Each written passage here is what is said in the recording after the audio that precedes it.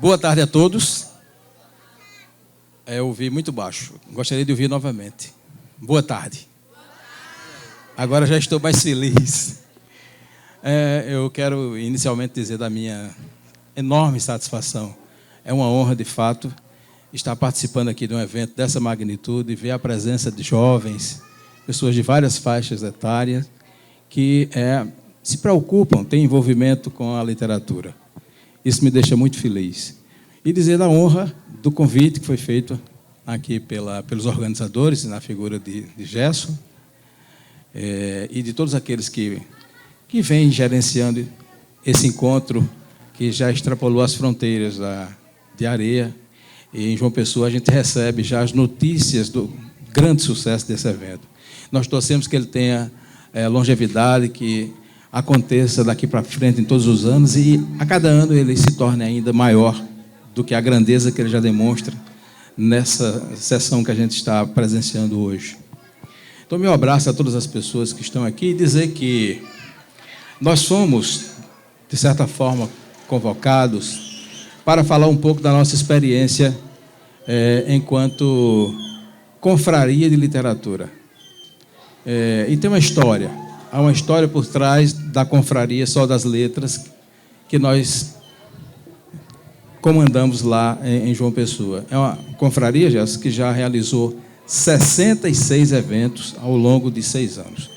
Então, durante esse período, nós já lançamos mais de uma centena de livros, nós já lançamos dezenas de novos escritores e também debatemos e resgatamos escritores que estavam, de certa forma, desconhecidos, Janice, que nós achávamos necessário que essas pessoas viessem para que as gerações contemporâneas pudessem conhecer esse trabalho.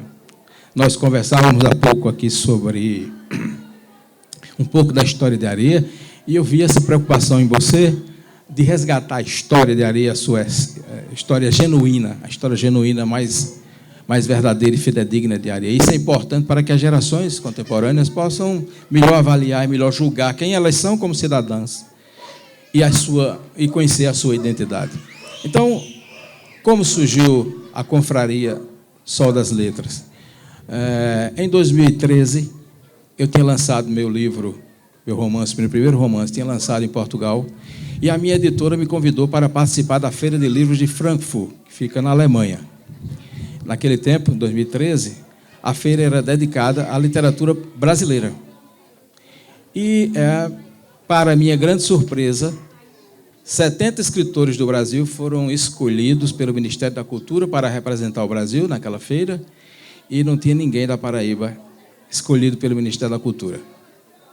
Eu terminei indo para a feira a um convite da minha editora, à época, e também porque houve uma deferência do consulado alemão no Recife, que me abriu, me franqueou as possibilidades de ir participar da Feira de Livros de Frankfurt, que é considerada a maior feira de livros do mundo.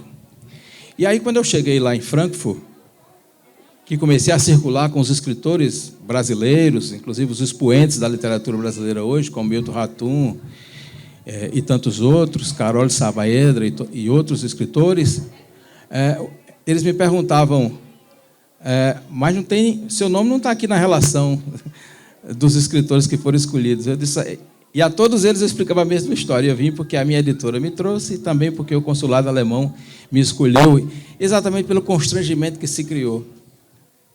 Vai escritor de todos os estados do Nordeste e não vai um da Paraíba, e isso para um consulado é constrangedor, do ponto de vista diplomático. Então, lá na feira, eles perguntavam, mas o que é que se produz em termos de literatura paraibana? E eu ficava assim, mais uma vez constrangido, porque nós temos excepcionais escritores. Eles citaram apenas não, porque de fato são monstros sagrados, Zé Lins do Rego, ou Zé Américo daqui, não é?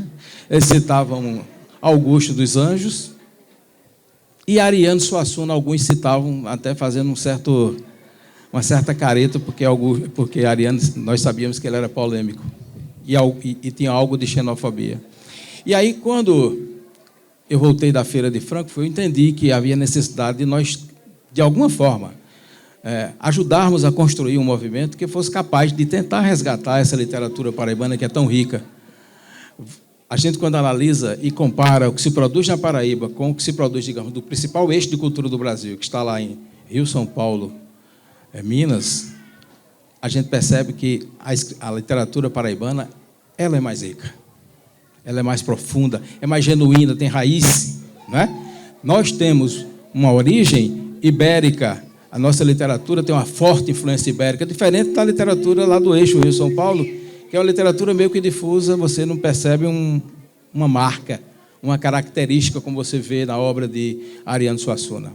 E aí nós decidimos criar, então, a Confraria Sol das Letras. Eu convidei alguns amigos e nós criamos esse movimento que está há 6 anos. Nós já promovemos, ao longo de 6 anos, 66 eventos de literatura, que é o Pôr do Sol Literário, exatamente, é a ideia. Durante esse período, como eu disse, repetindo, lançamos mais de 100 livros e autores, e resgatamos autores que estavam tanto quanto esquecidos.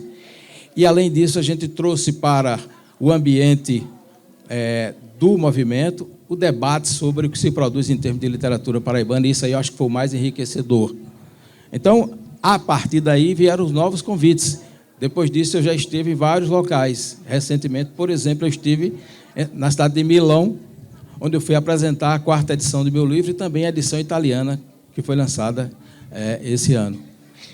Além disso, nós estamos tentando estabelecer intercâmbios internacionais com grandes escolas que já existem pelo mundo, por exemplo, na cidade de Óbidos, em Portugal, que foi onde eu lancei o meu livro a primeira vez, meu romance, Dom Agapto. Existe a cidade toda. E aí eu até apresento essa sugestão, Gerson. A cidade de Óbidos é considerada uma vila literária. E, com isso, o que é que acontece na Europa? Os escritores vão para a cidade de Óbidos, passar temporadas lá e escrever os seus livros na cidade de Óbidos, porque lá tornou-se uma vila literária, que eu acho que a Areia tem essa vocação também, né? Poderia pensar, é uma ideia que a gente deixa no ar. É uma vila literária que funcionaria da seguinte forma: você mandaria escritores daqui para outras vilas literárias que tem pelo mundo, e de lá para cá viriam também escritores que passariam uma temporada aqui em Areia para escrever seus livros, e com certeza eles iriam falar de Areia e contar um tanto da história de Areia, não é, Janice? Daquilo que você tem acesso nas suas pesquisas. Então, essa experiência que a gente tenta trazer nessa tarde de hoje. Estava tão quente e agora já está frio, né? É impressionante. Mas esse clima do Brejo é fantástico, né? Sobretudo por essa mutação de temperatura, que eu acho espetacular.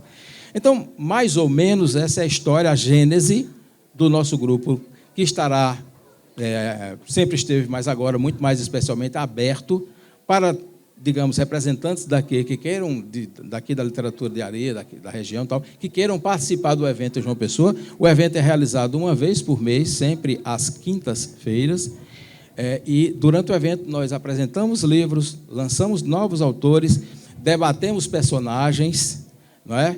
E projetamos outros eventos. Nós estamos projetando, inclusive, a realização de uma feira também, que, claro, não com essa dimensão, mas uma feira literária que a gente pretende realizar lá em João Pessoa, além de outros eventos, como a premiação de autores e livros lançados ao longo de um ano. Isso está dentro da nossa programação. E só para concluir um pouco, esse assunto é um pouco mais muito sério, dizer assim, da minha satisfação de ter muitos amigos também aqui em Areia. Eu falava para a Janice que tem um amigo que trabalhou comigo, que é o Aderaldo Luciano, me parece que ele é um dos escritores mais conhecidos aqui em Areia. Nós trabalhamos juntos no IFPB em João Pessoa, durante um bom tempo. Depois ele foi embora para o Rio de Janeiro e tornou-se uma referência nessa área de cordel, que me deixa muito feliz, porque a gente convivia e sempre tratava muito de literatura e dessa questão de cordel. O meu romance, que é o Dom Agapto, é uma releitura das relações do Brasil com Portugal. A história, basicamente, vou procurar ser sintético para resumir. A história começa quando Agapto, pai, Dom Agapto, e o filho, eles assassinam um capitão português na cidade de Óbidos, porque o capitão tinha violentado a mãe dele, né? E eles fogem para o Brasil e aproveitam que já tinham assassinado mesmo, aproveitam e roubam tudo que ele tinha e trazem a fortuna desse capitão para cá. Aqui eles se instalam no Brasil, numa cidade do interior, e nessa cidade eles constroem um castelo que é a réplica do castelo de Óbidos de Portugal. Então a cidade toda passa a respirar e viver exatamente em torno desses novos gringos, desses estrangeiros.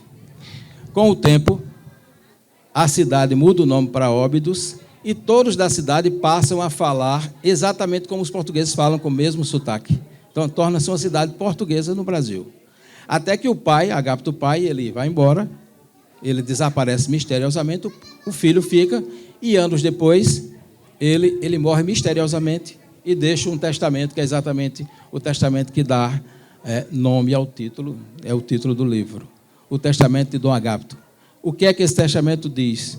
O testamento diz que terão direito a uma parcela daquela provável fortuna da família deles, todas as pessoas que provarem que em vida tiveram algum tipo de relação com Dom Agapto. E aí o que acontece? Uma fila de pessoas vai para o palácio lá, o castelo Dom Agapto, todas as mulheres da cidade vão para lá para testemunhar que tiveram algum caso com Dom Agapto para poder ter uma parte da sua fortuna, né? Então vão aquelas que tiveram mesmo e vão aquelas que não tiveram também, porque ele já tinha morrido, não é? E aí o que acontece? Aí vem os problemas decorrentes disso, alguns maridos ficam revoltados com as esposas e por aí, mais ou menos, você pode deduzir. Até que acontece algo inusitado, um homem entra na fila. E esse homem termina assassinado. E aí você caminha para o final do livro. Tem um desfecho que eu não vou contar, obviamente. Eu vou deixar alguns exemplares do livro aqui para você distribuir com as pessoas que tenham interesse de ler, para que elas saibam o resultado dessa história, o final e o desfecho dessa história. Viu, Janice? Esse livro aqui é o meu segundo livro, é o terceiro, na verdade, é um livro de contos. Foi lançado recentemente em Mendonça, na Argentina, e também em Santiago do Chile. Ele está sendo traduzido para espanhol e já foi feito o lançamento. É um livro de contos, são 9 contos, que é o inventário das pequenas coisas. Também vou deixar alguns exemplares aqui para as pessoas que tiverem interesse.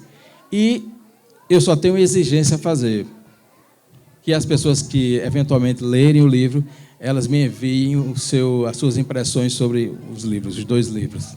Então era mais ou menos isso. Mais uma vez agradecendo sempre esse convite muito honroso e dizer a minha felicidade de vir. Todas as vezes que for convocado, virei, e dizer que nós estaremos lá em João Pessoa de braços abertos para receber também representantes daqui da cultura de Areia.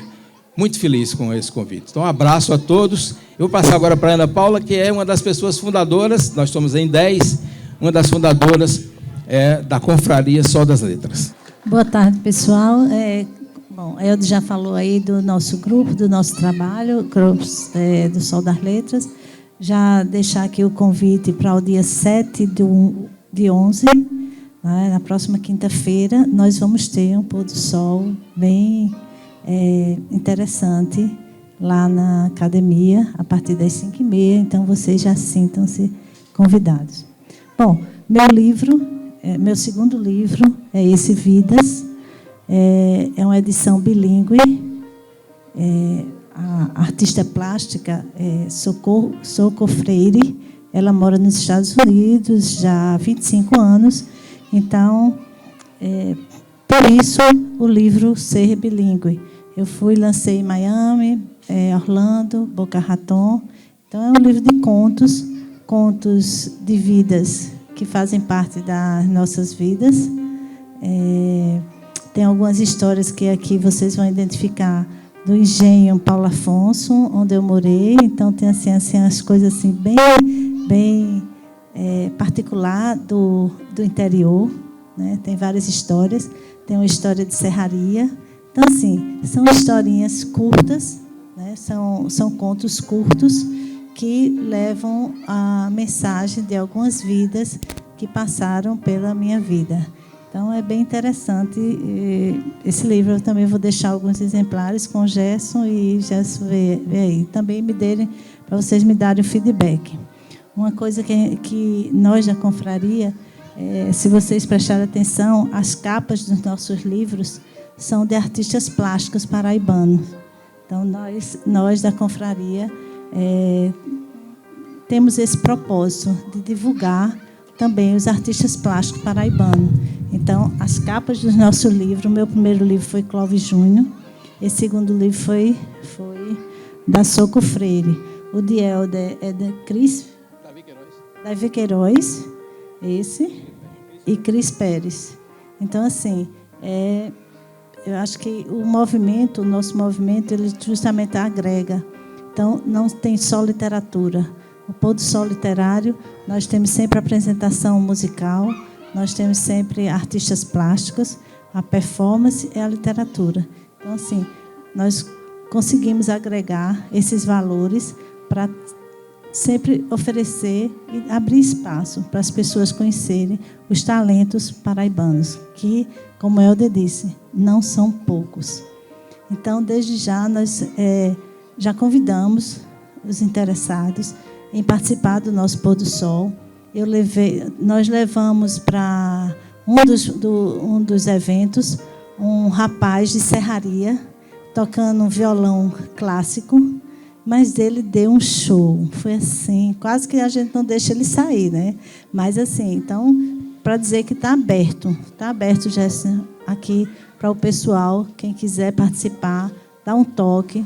É sempre nas primeira ou segunda quinta de cada mês. Sempre está ocorrendo o evento. Então, já fica aberto aí para os escritores daqui da terra, cantores, artistas plásticos. Ana, a gente está querendo ir a uma caravana de areia. Então, está aberta para vocês participarem. Vai ser uma honra recebê-los lá no nosso evento. Obrigada. Só dizer o seguinte, quem tiver interesse, eu terei imenso prazer de autografar agora, se alguém daqui tiver interesse de alguns desses exemplares, tá certo? Então, é só para dizer isso, e dizer do prazer mais uma vez. Fiquei muito feliz, muito honrado de vir. Espero vir outras vezes, espero ser convidado para vir outras vezes, para a gente aprofundar essa interação da literatura paraibana, que de fato é uma das mais ricas do Brasil. A gente precisa valorizar isso.